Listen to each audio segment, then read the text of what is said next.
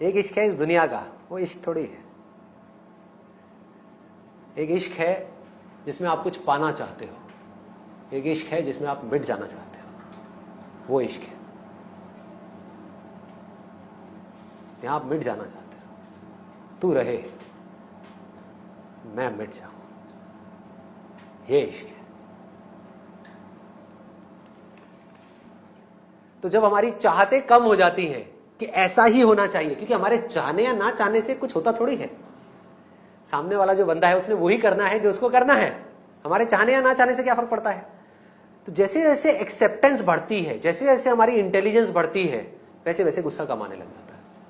हमें समझ आने लग जाता है दो तरह की चीजें हैं हमारी लाइफ में। एक है जिसके लिए हम कुछ कर सकते हैं तो वहां हम एक्ट करते हैं, दूसरा हमें पता है कि यहां पर हम कुछ नहीं कर सकते हैं, उसको हम एक्सेप्ट कर लेते हैं। इससे क्या होता है, you develop some kind of a faith with it. और वो फेथ खोखला नहीं है। दुनिया की नजर में फेथ का मतलब क्या है, रिलीजन का मतलब क्या है, भगवान का मतलब क्या है कि मेरी भगवान में बहुत आस्था है तो मेरे साथ सब कुछ अच्छा ही होगा। बहुत बढ़िया भाई, बड़ा मतलब ही भगवान है कि जिसकी आस्था है उसके साथ अच्छा होगा, जिसकी नहीं है उसके घर में डेथ होगी, उसके घर में फाइनेंशियल प्रॉब्लम्स होगी। ऐसा है भगवान। फेथ का मतलब क्या है, अब चाहे कुछ रहे या मिटे, हाँ, चाहे कुछ अच्छा हो या बुरा हो, पैसा आए या जाए, भूख है लेकिन खाना मिले या ना मिले, मैं काम कर रहा हूं अपनी तरफ से पूरा अपना एफर्ट लगा करके, उसका रिजल्ट मुझे अच्छा मिले या बुरा मिले, क्या फर्क पड़ता है, तू तो मेरे साथ है ना। This is faith. तू जो कर रहा है वो सब सही है, सब मंजूर है, जो तेरी मर्जी वही मेरी मर्जी, हट गए बीच में से। This is called faith. जब हम एकदम साफ हो जाते हैं और हम सोचते हैं कि किसी को बुरा ना करें और एकदम साफ रहें, जेन्युइन रहें, लेकिन ऐसा अगर हम आज के वर्ल्ड में करेंगे तो हमारा कई लॉस हो जाता है। स्पिरिचुअलिटी का मतलब ये नहीं है कि आप बेवकूफ हो जाओ कि कोई भी आए और आ करके आपके साथ कुछ भी करके चला जाए और आप कहो कि मैं बहुत स्पिरिचुअल हूं। That is not spirituality. Spirituality मतलब right action at the right time, spontaneously, कि जिस सिचुएशन में जो करना चाहिए, जो आपको ठीक लग रहा है वो आप कर रहे हो, अपनी पूरी ईमानदारी से कर रहे हो, लेकिन उसके बाद भी जो हो रहा है वो मेरी पकड़ से बाहर है। इसको समझ पाना इस स्पिरिचुअलिटी। समझ गए, दोनों में डिफरेंस क्लियर हो गया कि मैं, अब आदमी कहे मैं तो कुछ करूंगा ही नहीं, जो करेगा भगवान करेगा, क्या है ये, बेवकूफी है। प्यास लगी है तो जाकर के पानी पीना पड़ेगा, भगवान कोई तेरा नौकर थोड़ी है कि आकर के तुझे पानी पिलाएगा। लो जी सर ये लीजिए, हाँ लीजिए लीजिए, पीजिए पीजिए, आपको बड़ी प्यास लगी है, हाँ मैं आप ही की सर्विस में हूं, आप ही का इंतजार कर रहा था मैं। ऐसा नहीं है भगवान। भगवान क्या कहता है, जो करना है करो, शक्ति चाहिए मुझसे लो, अगर कोई गलती हो भी जाए तभी डरना मत, मैं हूं तुम्हारे साथ में, पूरी दुनिया तुम्हें छोड़ देगी, मैं नहीं छोड़ने वाला। ये है स्पिरिचुअलिटी, ये है religion. That is becoming fearless, becoming intelligent. जो काम कर रहा हूं उससे रिलेटेड 1000 बुक्स पढ़ूंगा, पढ़ करके उस काम को ढंग से करूंगा, जो पैसा आएगा उस पैसे को शेयर करूंगा पूरी दुनिया के साथ में, कब्जा नहीं करूंगा उसमें। This is spirituality. अब थोड़ा जल्दी जल्दी आगे बढ़ते हैं। 6 पॉइंट है बेटर अंडरस्टैंडिंग इन रिलेशनशिप्स। ऐसा भी हुआ है किसी के साथ में? बहुत बढ़िया। मतलब धीरे धीरे हम सामने वाले को समझ पाएंगे, हम अपने आप को उनकी जगह पे रख करके देख पाएंगे, हम समझ पाएंगे कि जिस चीज को लेकर के मैं इतना परेशान हो रही हूं उस आदमी से, अगर मैं उसकी जगह पे होती एग्जैक्ट उसी सिचुएशन में, तो मैं भी एग्जैक्ट वही करती जो उसने किया। एग्जैक्ट, इतना सा भी अलग नहीं। जिस दिन ये समझ हमारे अंदर डेवलप हो गई, उस दिन हम एज इट इज एक्सेप्ट कर लेंगे बिना किसी को कुछ बदले। और जिस दिन हमने एज इट इज सामने वाले पर्सन को पूरी तरह से एक्सेप्ट कर लिया, वो बदल जाएगा। अटैचमेंट्स कम हो रही है, डिक्रीज इन अटैचमेंट। ऐसा हो रहा है आप लोगों के साथ में? किन चीजों से अटैचमेंट कम हो रही है? खाने से कम हो गई। क्या बात है। कहां खड़ी है आपकी कार? मैं ले जाऊंगा। Increase in compassion and love. अब ये बड़े भारी वर्ड्स हैं। हो रहा है किसी के साथ में ऐसा? क्या हो रहा है? What is love? कोई बताएगा व्हाट इज लव? सर सब कुछ एक्सेप्ट कर रहे हैं, इजीली एक्सेप्ट कर रहे हैं। सब कुछ हमने एक्सेप्ट कर लिया। आप बताइए। अपने अंदर से जब ऐसी फीलिंग आती है कि किसी को कुछ भी शेयर किया बिना किसी एक्सपेक्टेशन के, एक्सपेक्टेशंस का ना होना। देखो लव और कंपैशन पता है क्या है? That is nothing but oneness. जब आप किसी के साथ में एक होते हो ना, जैसे एक माँ है, उसका एक बच्चा है, ये दोनों एक दूसरे के साथ में एक है, अलग थोड़ी ना है। समझ गए? पूरी तरह से एक है। तो क्या यहां पे माँ को प्यार करना पड़ेगा अपने बच्चे से? नहीं ना, माँ को उस बच्चे के बाप से प्यार करना पड़ेगा। समझ गए? पर बच्चे से प्यार नहीं करना पड़ेगा, क्योंकि उसको ये डाउट नहीं है कि ये मेरा ही पार्ट है, कि ये मैं ही हूं। तो प्यार वर्ड भी वहां पे जाकर के छोटा हो जाता। Love is just a word. Actual में प्यार व्यार कुछ नहीं है, सिर्फ वननेस है। जहां आप उस वननेस में गढ़ते चले गए, जहां आपको समझ आता चला गया, अरे यही है जो मेरे अंदर है, यही है जो आपके अंदर है, यही है जो सबके अंदर है, हर जानवर के अंदर, हर इंसान के अंदर क्या है?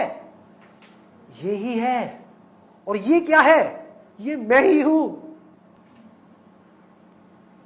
तो क्या अलग रह गया? इस चीज को मैं सर वर्ड्स में एक्सप्रेस नहीं कर सकता, लेकिन उस चीज को मैंने फील किया। आप ये भी सुनो कि क्या है। एक है फीलिंग के स्तर पे लव। फीलिंग के स्तर पे क्या? मुझे लगता है कि हम सबके अंदर एक ही है, हम सब एक ही हैं। ये क्या है? फीलिंग है। ये फीलिंग में क्या है? बड़ी मिलावट है भैया। हम सब हिंदुस्तानी हैं तो हम सब एक ही हैं, वो पाकिस्तानी हैं तो हम एक ही हैं, और ये दोनों अलग अलग हैं, आपस में लड़ रहे हैं। ये कैसा प्यार है? नकली प्यार है। This is not love, this leads to hatred. मतलब जो मेरा है उसके साथ तो मैं एक हूं, जो मेरा नहीं है उसके साथ मैं अलग अलग हूं। This is not love. Love means कि सबके अंदर एक ही है। एक कौन? अब आपके लिए थ्योरी नहीं है, बड़े बड़े ऋषि मुनियों ने, संत महात्माओं ने ये बोला है कि सबके अंदर एक ही सच है, एक ही सत चित आनंद है जो हम सबके अंदर है, एक ही भगवान है जो हम सबके अंदर है। वो क्या है? क्या है? क्या कोई ख्याल है? क्या रियलिटी है?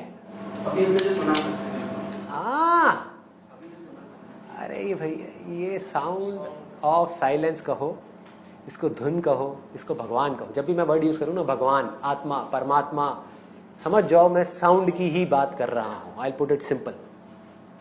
जब भी मैं किसी की तारीफ कर रहा हूं, इस साउंड की ही कर रहा हूं। सिर्फ ये है जिसके बारे में हम कह सकते हैं कि ये हम सब में है। बाकी बताओ ऐसा क्या है जो आप कह सकते हो कि हम सब में है? शक्लें अलग अलग है, बॉडी अलग अलग है, कोई मेल है कोई फीमेल है, बाल अलग अलग है, सब कुछ अलग अलग है, थॉट्स अलग अलग है, फीलिंग्स अलग अलग है, रिलेशनशिप्स अलग अलग है, सब कुछ अलग अलग है। हर स्तर पे हम अलग हैं। सिर्फ ये एक ऐसी जगह है जहां पर हम सब एक हैं। जब इस बात को हम गहराई तक अंदर गढ़ती चली जाती है, जब हम किसी इंसान को नहीं देख रहे होते, अगर मैं आपको देख रहा हूं तो मैं आपको नहीं देख रहा, आपकी फॉर्म को नहीं देख रहा, आपके अंदर उसको देख रहा हूं जो मेरे अंदर भी है। सोचो सोचो, जो आपके अंदर है उसको मैं भी देख सकता हूं।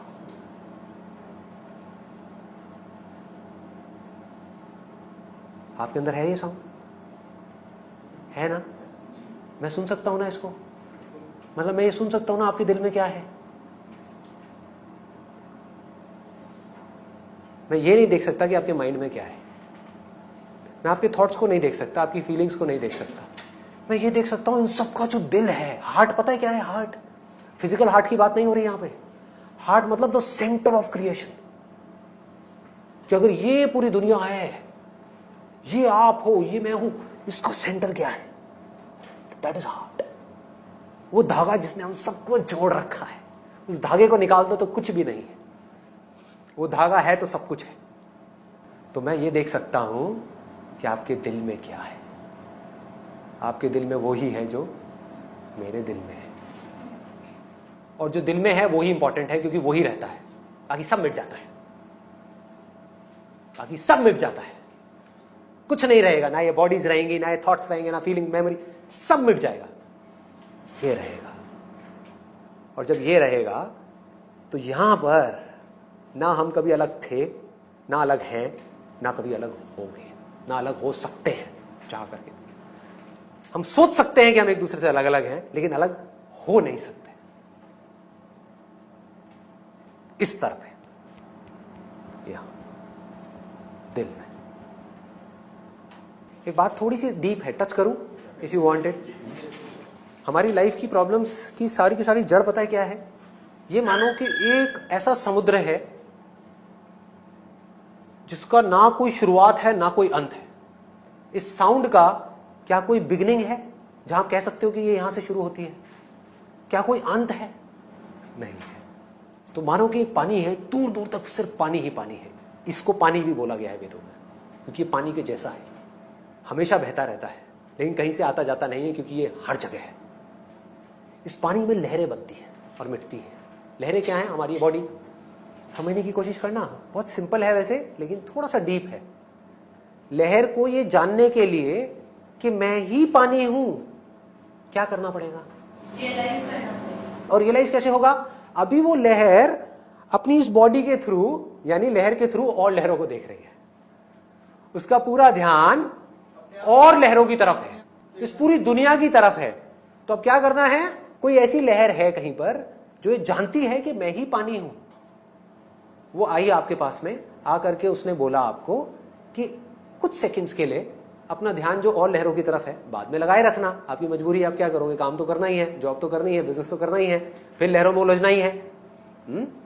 कुछ देर के लिए, एक सेकंड के लिए सिर्फ पलट करके देखो अंदर क्या है।